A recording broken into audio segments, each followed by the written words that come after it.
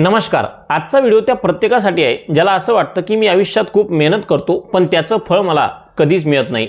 आजचा व्हिडिओ त्या प्रत्येकासाठी आहे जो सध्या त्याच्या आयुष्यामध्ये कुठल्या ना कुठल्या गोष्टींवरून खूप दुःखात आहे। खरं तर आजचा व्हिडिओ त्या प्रत्येक माणसाला शेअर करा, तुमच्या प्रत्येक जवळच्या व्यक्तीला शेअर करा जो सध्या त्याच्या आयुष्यामध्ये आता कुठल्या ना कुठल्या गोष्टीवरून टेन्शनमध्ये आहे किंवा खूप त्रस्त आहे।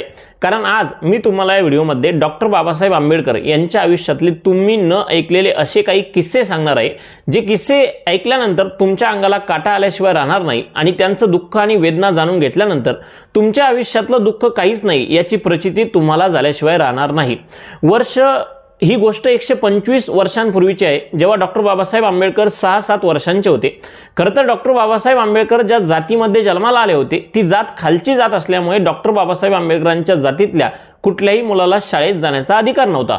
पण डॉक्टर बाबासाहेब आंबेडकरांचे वडील भारतीय सैन्यात असल्यामुळे डॉक्टर बाबासाहेब आंबेडकरांना 6व्या-7व्या वर्षी एका शाळेत प्रवेश दिला गेला। शाळेत प्रवेश जरी दिला असला तरी डॉक्टर बाबासाहेब आंबेडकरांना शाळेत कायम शेवटच्या रांगेतच बसावं लागायचं। प्रत्येक दिवशी प्रत्येक मुलाची जी काही जागा आहे बसण्याची ती बदलत जायची, पण डॉक्टर बाबासाहेब आंबेडकरांची जागा ही नेहमी शेवटच्या रांगेत असायची।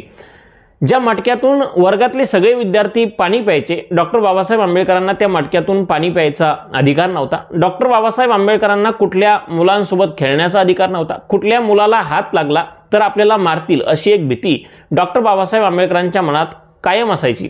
तुम्ही विचार करा, एक 6-7 वर्षाचा मुलगा ज्याला जग काय आहे याबद्दल काहीही परिचिती नाही, त्याला अशा वेगवेगळ्या प्रकारच्या वेदना सहन कराव्या लागतात।